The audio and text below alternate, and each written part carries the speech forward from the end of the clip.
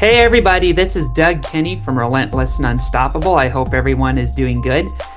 11 years ago in 2015, we had a very upset champion in the NASCAR Cup Series, and I have a story to share with you that's a mixture of both survivor stories from motorsports and a story of resilience. So it's quite one of the most amazing comebacks in the history of motorsports and the history of racing in general, and Kyle Busch won his first ever championship that year. Now, for those who don't know, Kyle Busch, earlier in his career, was sort of an infamous character. Kyle Busch was the younger brother of Kurt Busch, who was already sort of a controversial driver to begin with. Kurt Busch, early in his career, had ruffled feathers from Jimmy Spencer to Kevin Harvick and to Terry Labonte and even Robbie Gordon and many other drivers that's sort of too much to count. Kurt Busch had hopped from teams to teams, from leaving Roush Fenway Racing under bitter terms, and then he joined the Penske operation and had a tumultuous relationship with them. And then Kurt Busch, over the years, redeemed himself in the eyes of fans by joining Phoenix Racing and a handful of other small teams to help them improve their programs, from Furniture Row Racing and Stewart Haas Racing when they decided to expand to 4 cars in the number 41 Haas Automation Chevrolet and later Ford. And then Kurt Busch drove for Chip Ganassi Racing for a handful of years in the number 1 car when Jamie McMurray, my hero, retired. And then in 2022, he drove half the season for the newly established 2311 Racing team, where he pulled off a win in the number 45, which was the first win for car number 45 since Adam Petty's death in 2000. And so that was an emotional win. And then Kurt Busch's season sadly ended when he got into a career-ending accident that caused him to suffer from symptoms of concussion and forced him out of the sport. Well, anyway, that's just Kurt Busch's history. Kyle Busch had a similar career as Kurt. The difference, though, is Kyle was more regularly in contention, and Kyle was not really as volatile as Kurt early in his career, but he was sort of entitled. However, Kyle Busch had his own fair share of mistakes. He and Kurt Busch wrecked out of the All-Star race in what was widely viewed as Kyle Busch's doing, and then Kyle Busch also had some feuds over the years, including an incident at Texas Motor Speedway in November 2011 when he almost committed career suicide after intentionally wrecking a championship driver Ron Hornaday Jr. out of contention, and that caused Kyle Busch to be in a very difficult spot and forced him to miss the weekend's activities because of that incident, which was at Texas in November of 2011. Well, anyway, Kyle Busch stayed clean for the rest of his career for the most part, and he went on to become a championship-capable driver, although many people argued that he would have won championships earlier in his career if he had been more cool-headed, which he was after the Texas race. So Kyle Busch won many races from 2012 on until 2015, and then he sort of struggled a bit. But then in 2015, he was paired with Adam Stevens, which was a match made from heaven. Unfortunately, the 2015 season started on a bad note for Kyle and almost ended his career. During the Xfinity race at Daytona, Kyle Busch was running in the top 10 when he got into a late race accident that caused him to hit the wall in the infield, which unfortunately was not covered by a safety barrier.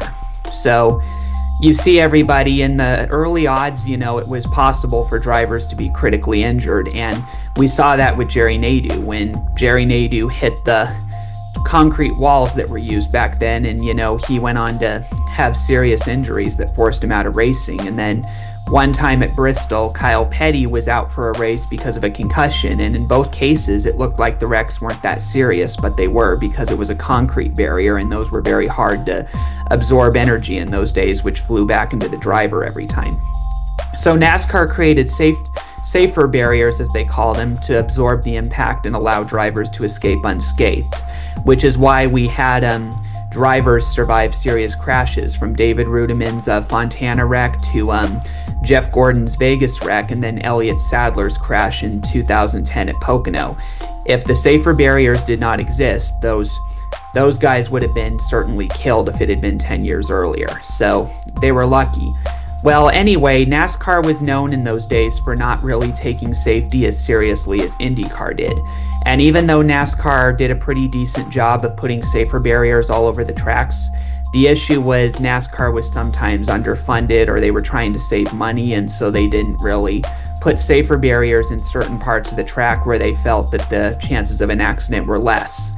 In this case, there were not safety barriers in the infield at Daytona, which first of all was unacceptable because super speedway wrecks are amongst the worst, and we saw that with Dale Earnhardt and then a handful of other times over the years. And so, well, regardless, there were no safety barriers where Kyle Busch hit, even though there should have been. And the result was NASCAR faced controversy and faced something bordering on a scandal regarding the barriers when Kyle Busch's accident resulted in him breaking both of his legs. Kyle Busch had a compound fracture in his right leg and horribly fractured his left leg. And, it was obvious from the severity of the accident that he was out of the race for the weekend, which proved to be the truth. And so Kyle Busch was out for 11 races recovering from his crash. And because of that, under normal criteria, Kyle Busch would have missed the championship because of all the races that he lost out of that crash. However, NASCAR was in a very uncomfortable position because they faced a lot of controversy and a lot of fire and heat from drivers for not having safety barriers. And so NASCAR decided that while they couldn't reimburse Kyle for his lost races, they decided to basically tell Kyle, look, whenever you come back, if you win races and if you're in the top 30 in driver and owner points, then we will reinstate your championship chances, and we'll give you a waiver for the partake in every race to be a championship caliber driver. So Kyle Busch spent the next handful of months recuperating, and his legs healed up enough to where he could race again in May, and he returned at the All-Star race, and he was very much in championship form. He won at Sonoma, then he won the Brickyard 400 for the first time, and then he won a handful of other races to where he was finally in the top 30 in driver and owner points, and he was on his way to the championship. A lot of Kyle's races were won in the summer, and this year was very similar to Tony Stewart's dominant year in 2005, when his wins were in the summer, but Tony was still consistent enough to win the championship. Well, anyway, while Kyle Busch was staying consistent, the late part of the season was dominated by Matt Kenseth and Joey Logano. Matt Kenseth was Kyle Busch's teammate at the time in Joe Gibbs Racing, and Joey Logano had been replaced by Kenseth at Gibbs when Joey Logano moved over to Team Penske. Joey Logano was having a season of his career and was running a lot of top 10 and top 5 finishes, and so it was going to come down to Kenseth and Logano when it was all said and done. However, at Kansas, Matt Kenseth almost won the race until he was taken out by Joey Logano.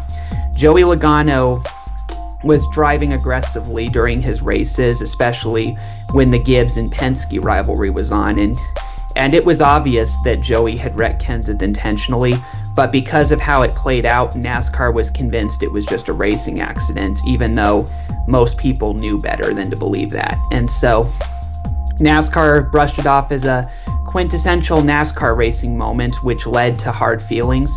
The next week at Talladega, Joey drove aggressively again and brake tested Matt on the pit lane, which was obviously him trying to push Kenseth's buttons a bit, and NASCAR still brushed that off as a quintessential NASCAR moment, but Kenseth thought it was obviously aggressive and Joey trying to push his buttons, and he ended up missing the chase because of that. And then the following week at Martinsville, with only a handful of races left, Joey Logano was on his way to the championship that year, but Matt Kenseth said otherwise, and with 48 laps to go or so in the race, Kenseth took out Joey Logano while running a number of laps down.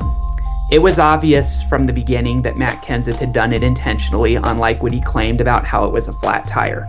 However, NASCAR obviously was not pleased with it, and they took advantage of a rule that said that you couldn't wreck the leader while you're a number of laps down to argue that Kenseth had crossed the line, even though that was an incident where it was both sides were being equally aggressive. So, well, anyway, NASCAR parked Kenseth, and then they extended his parking to 2 races, taking 2 races off of Kenseth's calendar, even though it was evident that it was a Joey antagonized Kenseth deal. And so, well, anyway, NASCAR made their minds up, though, of the outcome, and I highly doubt that even if Kenseth had proven that it was a flat tire or something, I don't think NASCAR would have really made a difference in the outcome, because I personally think to this day that NASCAR's mind was made up from the beginning that it was going to be a parking. And so, well, anyway, there was a controversy at the time because of NASCAR being inconsistent with previous rulings, from Carl Edwards taking out Brad Keselowski in Atlanta and then Jeff Gordon wrecking Clint Boyer, which were the same deals, but NASCAR wasn't going to penalize drivers that were a big part of their sport. And so, but regardless, that was just a controversy. And so what came out of it, though, was Kyle Busch went on to win the championship. And, you know, there's a controversy to this day, and it's widely debated over whether Joey Logano or Matt Kenseth would have been the champion that year if the rivalry hadn't played out. And, you know, some people think that Kenseth's actions were the reason that Logano didn't win that year.